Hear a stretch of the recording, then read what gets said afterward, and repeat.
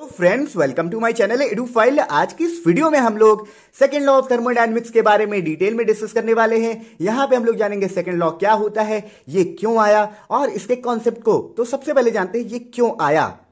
तो जैसा कि हम लोगों ने फर्स्ट लॉ ऑफ थर्मोडायनेमिक्स में पढ़ा था कि फर्स्ट लॉ हमें law of conservation of energy के बारे में बताता है। Law of conservation of energy ये होता है कि एनर्जी को हम एक फॉर्म से दूसरे फॉर्म में कन्वर्ट कर सकते हैं, लेकिन एनर्जी को ना क्रिएट कर सकते हैं ना डिस्ट्रॉय कर सकते हैं। इसका एक एग्जांपल दूंगा। एक एग्जांपल ये है कि जैसे मान लीजिए मोबाइल आप यूज करते हैं, मोबाइल में लगी होती है बैटरी। अब बैटरी को आप क्या करते हैं, चार्ज करते हैं, मतलब उसको एनर्जी देते हैं। कौन सी एनर्जी देते हैं? इलेक्ट्रिकल एनर्जी देते हैं जब चार्ज करते हैं। जब ये चार्ज हो जाता है तो इसमें, जब ये चार्ज होता है तो इसमें कौन सी एनर्जी प्रोड्यूस होती है? बैटरी में केमिकल एनर्जी प्रोड्यूस होती है। तो यहां पे आप देख सकते हैं कि इलेक्ट्रिकल एनर्जी केमिकल एनर्जी में कन्वर्ट हो रहा है, एक फॉर्म से दूसरे फॉर्म में कन्वर्ट हो रहा है। कब? जब हम मोबाइल को चार्ज करते हैं। अब ये चार्ज हो चुका है, फिर उसके बाद क्या होगा? उसके बाद ये होगा कि ये बैटरी चार्ज हो चुकी, तो अब इसका केमिकल एनर्जी जो होगा वो इलेक्ट्रिकल एनर्जी में चेंज होगा और आपका मोबाइल चलेगा, यानी फोन आपका चलेगा। तो ये है law of conservation of energy कि एक फॉर्म से दूसरे फॉर्म में एनर्जी को कन्वर्ट किया जा सकता है, लेकिन उसको ना क्रिएट किया जा सकता है ना डिस्ट्रॉय किया जा सकता है। अब देखिए हमारे पास दो ऑब्जेक्ट है ए और बी। तो यहां पे देखिए ए जो है हम ले रहे हैं हॉट ऑब्जेक्ट और बी जो ले रहे हैं वो कोल्ड ऑब्जेक्ट ले रहे हैं। अब आपको पता है कि जब हम दो ऑब्जेक्ट को आसपास रखेंगे तो क्या होगा? हॉट ऑब्जेक्ट जो होगा वो हीट को ट्रांसफर करेगा किसमें? कोल्ड में। भाई एक गर्म एक ठंडी चीज को आप रखेंगे तो क्या होगा? दोनों बराबर टेम्परेचर के हो जाएंगे कुछ देर बाद। तो ये तब तक करेगा हीट ट्रांसफर जब तक ये ए और बी का टेम्परेचर क्या हो जाए? सेम ना हो जाए। ये T1 है इसका टेम्परेचर, इसका T2 है। तब तक करता रहेगा ए बी को हीट ट्रांसफर जब तक इन दोनों का टेम्परेचर इक्वल ना हो जाए। तो यहां पे हमने जाना कि हो क्या रहा है, law of conservation of energy ही तो लग रहा है। एक बॉडी से एनर्जी, मतलब हीट तो एनर्जी है ना भाई, हीट ट्रांसफर हो रही है तो heat is also an energy, heat भी एक एनर्जी है। तो हीट ट्रांसफर हो रही है एक बॉडी से दूसरे बॉडी में, यहाँ पे ना क्रिएट हो रही ना डिस्ट्रॉय हो रही, केवल ट्रांसफर हो रही ना। तो ये law of conservation of energy का ही तो एग्जाम्पल हुआ। तो यहां पे आपको पता है कि हॉट से कोल्ड में ट्रांसफर होती है। अगर हम यहां पे उल्टा कर दें, यहां पे देखिए ये कोल्ड है और ये हॉट है। अब हम क्या कर रहे हैं कि हम कोल्ड से हॉट में ट्रांसफर कर रहे हैं हीट। तो क्या ये पॉसिबल है? तो आंसर होगा no, naturally it is not possible. ये नेचुरली नहीं पॉसिबल है। कोई ठंडी चीज से हम हीट निकाल सकते हैं और उस गर्म ऑब्जेक्ट में डाल सकते हैं? नहीं, नेचुरली नहीं पॉसिबल है। लेकिन अगर हम कोई एक्सटर्नल वर्क लगा दें तो पॉसिबल है। एक्सटर्नल वर्क देखिए, रेफ्रिजरेटर आपने देखा होगा घर पे, आपके रेफ्रिजरेटर, फ्रिज जिसको आप कहते हैं, होता है। उसमें क्या होता है कि अंदर का पोर्शन तो ठंडा होता है, बाहर का पोर्शन गर्म होता है। तो हम क्या करते हैं और उसको ठंडा करते हैं। तो क्या करते हैं, कोल्ड ऑब्जेक्ट से हीट निकालते हैं और हॉट ऑब्जेक्ट में हीट डालते हैं, यही तो करते हैं। तो हम हॉट से कोल्ड में हीट ट्रांसफर होता है, ये हमको पता है, नेचुरली यही होता है। किसी भी चीज अगर कहीं भी अगर आप देखें तो हॉट से कोल्ड में हीट ट्रांसफर होता है, लेकिन कोल्ड से हॉट में हीट हम ट्रांसफर कर सकते हैं हम अगर एक्सटर्नल वर्क लगाएं। तो देखिए फर्स्ट लॉ ऑफ थर्मोडायनेमिक्स केवल हमें law of conservation of energy के बारे में बताता है, ये हमें डायरेक्शन के बारे में नहीं बताता है कि कौन सा प्रोसेस पॉसिबल है, कौन सा प्रोसेस नहीं पॉसिबल है।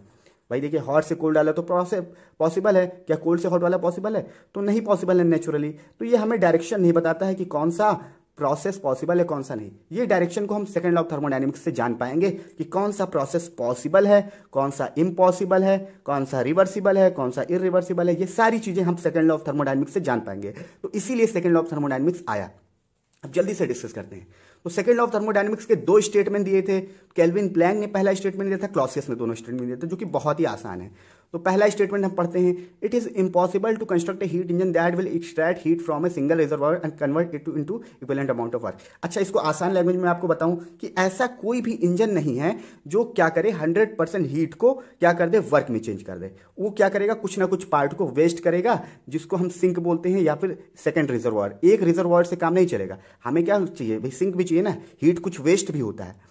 तो ये है पहला स्टेटमेंट कि हम क्या करते हैं, जैसे किसी सिस्टम को हीट देते हैं, मान लीजिए इंजन को ही दे रहे हैं हीट। जैसे आपके पास बाइक है तो बाइक में आप पेट्रोल जला के हीट देते हैं इंजन को, तभी आपका इंजन काम करता है ना। तो हीट से वर्क में चेंज होता है, ये हमें पता है। लेकिन क्या 100% हीट 100% वर्क में कन्वर्ट होता है? तो आंसर होगा नहीं। यही इस स्टेटमेंट का मतलब है। कुछ पार्ट में हीट क्या होती है, वेस्ट भी होती है। कहाँ वेस्ट होती है? सिंक में वेस्ट होती है। जैसे कि मान लीजिए बाइक में आपके साइलेंसर लगा होता है, आपने देखा होगा पीछे, उसमें से आपका ऐसे धुआं निकलता है पीछे, तो वो वेस्टेड हीट होती है। तो यही है पहला स्टेटमेंट कि एक सिंगल रिजर्वायर से आपका इंजन नहीं काम करेगा। दो रिजर्वायर चाहिए, एक सोर्स चाहिए मतलब जहां से हीट निकल रहा है, और एक सिंक चाहिए जहां पे हीट आपका रिजेक्ट हो जाए, वेस्ट हो जाए। तो दो रिजर्वायर से इंजन काम करेगा, सिंगल रिजर्वायर से नहीं काम करेगा। और ये अपने अपने जो हीट ले रहा है ये, वो टोटल वर्क में नहीं चेंज कर पाएगा, कुछ पार्ट में वेस्ट करेगा। यहाँ पे देख सकते हैं, can not convert 100% of heat into work, some of heat rejected to sink. अब इसको जानते हैं हम लोग क्लॉसियस स्टेटमेंट को। तो ये तो आप देख सकते हैं, बाइक हो गया, कार हो गया, कोई भी अगर आप देखेंगे तो वहां पे हीट वेस्ट होता ही है। फिर क्लॉसियस ने भी बताया, तो देखिए यहाँ पे क्लॉसियस का स्टेटमेंट है, it is impossible to make heat flow from a body at a lower temperature to higher temperature. जैसा कि मैंने आपको यहाँ पे बताया कि लोअर टेम्परेचर से, यानी कि ठंडे ऑब्जेक्ट से हॉट ऑब्जेक्ट में हीट को ट्रांसफर करना क्या है, इम्पॉसिबल है, हम नहीं कर सकते। तो लेकिन ये पॉसिबल हो सकता है, ये नहीं पॉसिबल हो सकता है बिना किसी एक्सटर्नल वर्क के। यहाँ पे इस स्टेटमेंट को पहले समझें कि हम यहाँ पे लोअर टेम्परेचर से हायर टेम्परेचर पे हीट को नहीं ट्रांसफर कर सकते हैं, हीट फ्लो नहीं होगा। लेकिन अगर हम एक्सटर्नल वर्क यूज करें तो हम कर सकते हैं, without doing any external work, बिना किसी एक्सटर्नल वर्क के हम लोग लोअर टेम्परेचर से हायर टेम्परेचर पे हीट को ट्रांसफर नहीं कर सकते हैं। सिंपल सा लॉजिक है। जैसे कि रेफ्रिजरेटर में आप क्या करते हैं, जो अंदर का पार्ट होता है जिसको हम लोग सिंक कहते हैं, अंदर का मतलब जहां पे आप खाना वाना रखते हैं, सिंक, वहां से आप क्या करते हैं, हीट को लेते हैं, मतलब वो ठंडे ऑब्जेक्ट से आप हीट को ले रहे हैं और कहां पे रिजेक्ट करते हैं, बाहर, सोर्स यानी इन्वायरमेंट पे रिजेक्ट करते हैं। तो कैसे रिजेक्ट कर पा रहे हैं ये, with the help of electrical supply, यानी एक्सटर्नल वर्क आपको करना पड़ रहा है। तो यही है क्लॉसियस स्टेटमेंट कि आप भैया कर सकते हैं लेकिन आपको एक्सटर्नल वर्क करना पड़ेगा। तो ये हमें डायरेक्शन भी बताता है सेकंड लॉ ऑफ थर्मोडायनेमिक्स। तो ये है 2 स्टेटमेंट। आई होप आपको ये क्लियर होगा। इस वीडियो में इतना रखते हैं, इसके बाद आप एंट्रोपी वाला वीडियो जरूर चेक करें। वीडियो देखने के लिए थैंक यू सो मच।